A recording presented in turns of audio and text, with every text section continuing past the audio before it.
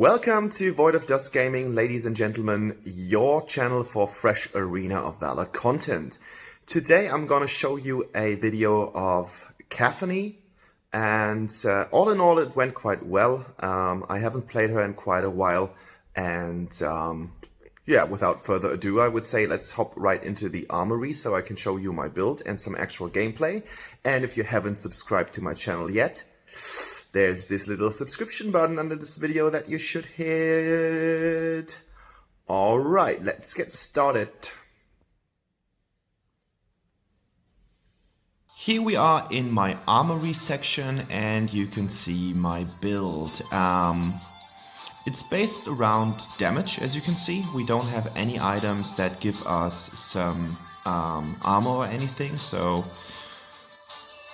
no Blade of Eternity, we don't use the Death Sickle or anything else, and as you can see, I'm playing a crit build, which I'm gonna show you in my Arcana field. Therefore we do have the Clave Sancti, as it's pronounced. I just looked it up today and I have forgotten how it's pronounced, so don't blame me on that. This is the item that unlocks the full potential of a crit build. You've got the unique passive with the crit chance as well as the increased critical damage. We're using the war boots, pretty much a staple on every AD carry. Nothing spectacular here. Favdir Salon is used on not many heroes. Here it makes good sense because you do get some lifesteal as well as the boosted attack speed that's gonna help you with your first ability.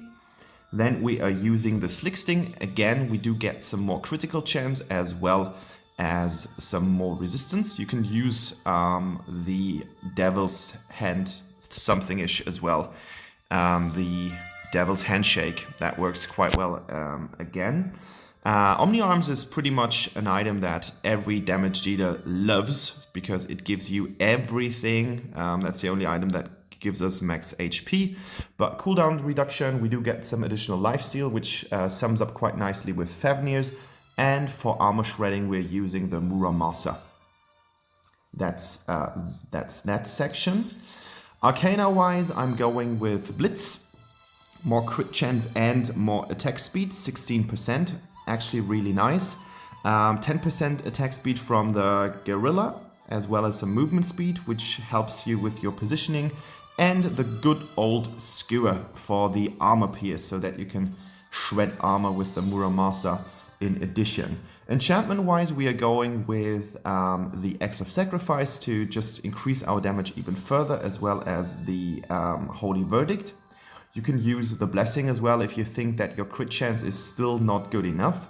And we're using the Sacred Protection just to be not as vulnerable as normal marksmen are going. Devourer here for the assist and HP that you get if you kill or score an assist. That's for a little bit sustain, and we are using the Death Sickle just to be in the position to not die to a stiff breeze. That's the build, and let's just hop right into the game to look at some gameplay. This game is gonna be a little bit weird, as with my Sangsum update, I now have two options. I can either just record the screen, or I can record the screen with the screen sound. Unfortunately, in this game, I have chosen not to record the audio as well. So therefore, we will have to make pew pew pew pew sounds every single time that we shoot something, because yeah, that's gonna be quite dull otherwise. So as you can see, we are up against a Elsu and a Pura, which is a pretty damn good combination. He can just sit back and try to snipe you. And Pura has a nice stun with her Owl, as well as some sustain with the heal. That said, Elsu is one of the most annoying heroes because he can just snipe you from afar, and every single time that you close in, he can just jump back as soon as he hit level 4, and that means he is a pretty annoying contestant. I don't know what I was doing here. I don't know why I wanted to jump into the Elsa range. Brain fart here. I don't know what's going on. But I had the problem that I wanted to defend the tower. And as you can see, I'm pushing quite hard. And yeah, no chance for me on getting Elsa here. Our Necroth is trying to follow up, and there we go. At least our Necroth did the job. He sealed the deal and got the first kill for our team. Ignis got disconnected. I was pretty lucky with the team. I was pretty satisfied. Necroth, Errol are both good players. Arum is one of the sustain queens in the game. She is always a threat and can be quite annoying as well. And she did some roaming here because, as you have seen, our Ignis has been disconnected. Pew pew pew pew pew pew pew pew pew pew pew pew pew pew pew. And here we go. I think she did not really estimate that I would be able to kill her here in this situation. Maybe she thought that the Elsa would just deal a little bit more damage. And as he's aiming, standing still, he has just qualified himself for a really nice ult straight up into the face. Necroth does a really good job on spotting that on the map, like really nice macro use here of getting the minimap in, and that is just another nice kill here for our team. Like, it just worked like a clockwork, or how you want to put it. So yeah, team, well done. We were a little bit behind, but now we are facing a 4-3. Ignis is back into the game, defeats the Fennec here up on the top lane, gets defeated unfortunately by a panda. Pandas are not so nice, actually, not the nicest animals around here, but it doesn't matter. Pew pew pew pew pew pew pew pew pew pew pew. And after we just got our boots, which is a nice thing. The ladies love the boots. We now start to build our first damage item, which is gonna be the Sancti. And you can, especially with Capheny, but with all of the marksmen, you can just feel that increase in terms of damage that you are outputting, because then the game really starts to work out for you. The problem with most of the AD carries is that they need a little bit support from their items. And there we go. That was, I should have called here. It was pretty unfortunate that I was just like going in bare hands, because now I am getting shot down by the Elsu. And I tried to manage, that's the problem here. I tried to manage to get some shots on enemies as well as on the dragon. And luckily, I could just mow them down with my ult. Like, the positioning was really nice here. The double kill from the Ignis set aside, pretty straightforward. And now I don't have the sufficient damage to finish off the Pura. Pretty unsatisfying at this point here. I could have scored a lot more kills, and I wonder why I did not get the Isha kill. But I don't want to be that player. Like, if the team succeeds, I will succeed as well. It's about winning the game, not being the craziest kill stealer in the world. So I don't really care about that. So now we've got the first damage item. Now we are having more damage to come with the Fafnir's Talon, and we will get some lifesteal back, which is quite nice as well, because that just means that we can stay in lane a little bit longer, and packed up with the ult, you really have a pretty nice package here. Again, it's ult time, and as you can see, poor Elsu was hit like a truck. No, he was hit by some kind of truck here in the form of my ult, and I get a panda as well. Yeah, the enemy team already starts to complain about the performance of their teammates. Not the best situation for them. And while my team is grouping up in the middle, I'm just being a savage, getting some stuff from the jungle. Pew, pew, pew, pew, pew, pew, pew, pew, pew. And as you can see, like that, this really helps me with my build, as I'm getting more gold in, and more gold just means more items. More items means more damage, means more gold. It's a vicious circle, and that circle is actually quite nice. The ult is so devastating. Like, it's dealing so much damage, and that's a pretty nice thing to do. I was just reminded that someone will have a birthday quite soon. So we do have something to celebrate, and I need to flicker out here because I don't want to be hit by Isha's ult, which basically pins you down in position. And yeah, I wanted too much, and I got the reward for it, which means being cold and dead on the battlefield.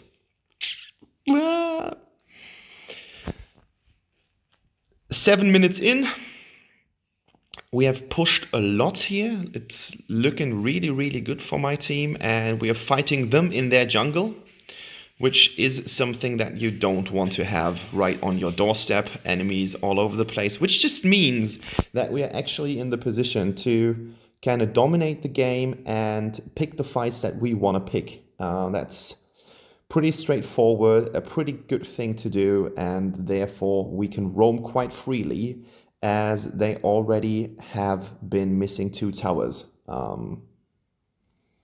which is a really, really nice outcome. Not ulting here, hopefully. I don't remember, but yeah, we do enough damage to that Abyssal Dragon to score them for the team. So we are even more in a really nice spot here. Good job, Elsu. Like, that was pinpointed. Like, really, really good read of my movement. He was already aware of the fact that I would use my movement skill here, and now I've got the Fafnirs. And with the combined forces, we do get the approach, and I'm going in here. I don't know what's gonna happen. Oh no, my God, that looks crazy. Need to get out here. I'm sorry that I could not help my friend Necroth here in this situation.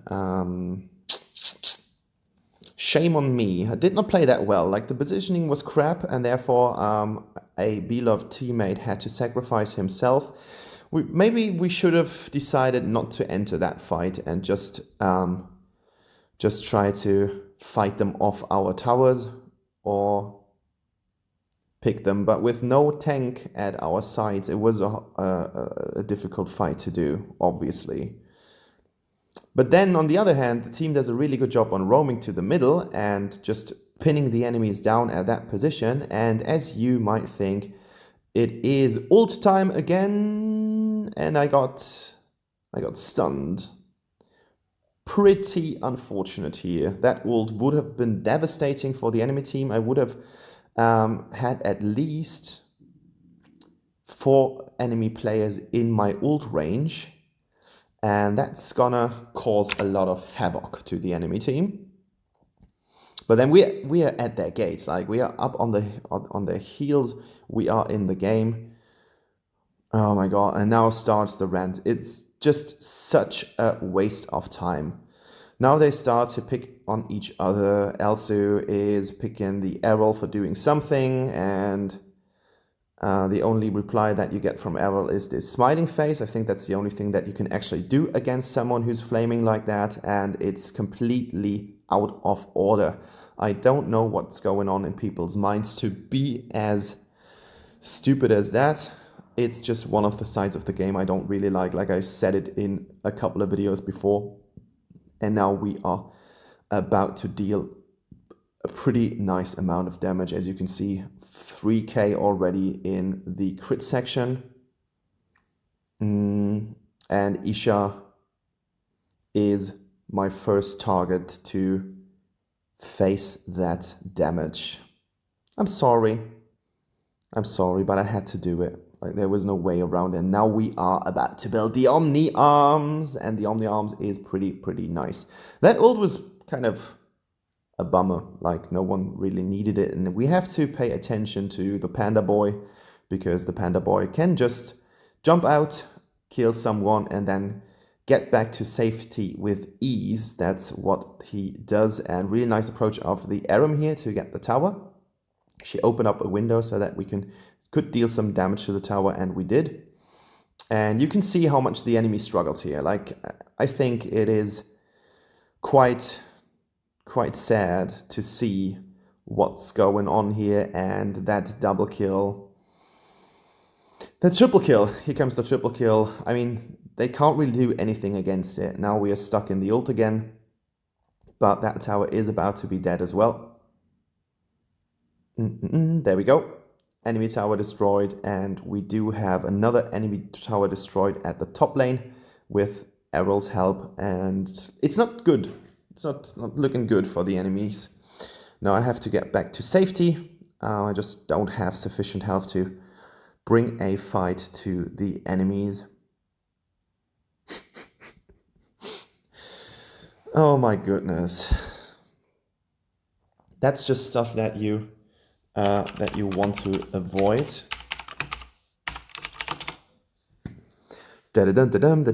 Killing some minions is actually quite fun. Now the enemies are trying to get a Abyssal Dragon, and I get stunned here again. Really good stun, which tells you my positioning wasn't the best. And Panda Boy is dead again. Sorry for that. Oh, I got the Muramasa first because I just had the space for it. It's not really recommended in this scenario because they don't really have a tank. Like, I could have used something with a little bit more damage potential. So that just means that you can actually adopt your playstyle and your equipment if you face a situation like that. You should not just use the desired tracks that you have come up with in the beginning. Could have done that better, I guess. Could have done that in a better way, but it doesn't really matter because 7-3-4, things are looking good. Shut down here, Isha is dead again, and we are about to just break down the last single tower standing here in the game. Now my team got killed here in this case. Man, you are so bad. Well, fair enough. If someone is flaming you like that, you can go back, but it's not really helping things. That's the problem about that. Like, it's not that he will stop it, and that was bullshit. Like, that was complete bollocks. I don't know what I was thinking, and yeah, that death was so stupid. It was stupid. We can name it like that. Like, nothing to write home about. So Omni Arms close beat for getting it. And that's what I said. Like, this is the Panda movement. Panda in, Panda out. It's as easy as that. And you got to be careful about that.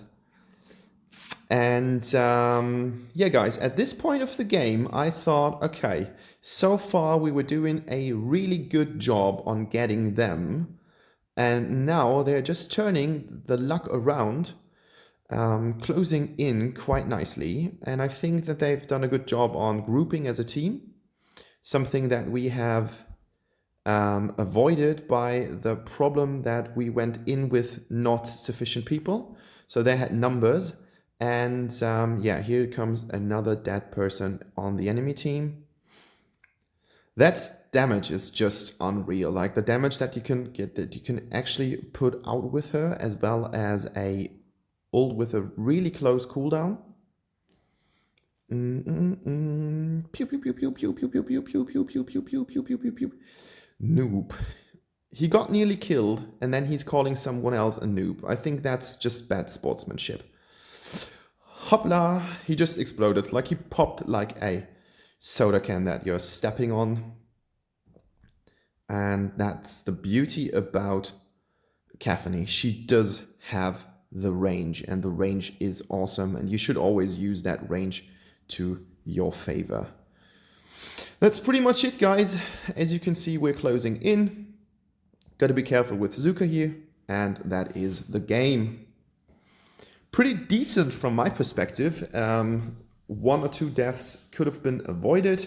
You know that I'm quite greedy, so therefore that's something that I really need to put on my schedule if I want to improve as a player, but it doesn't matter in this case because we have won and we have won as a good team.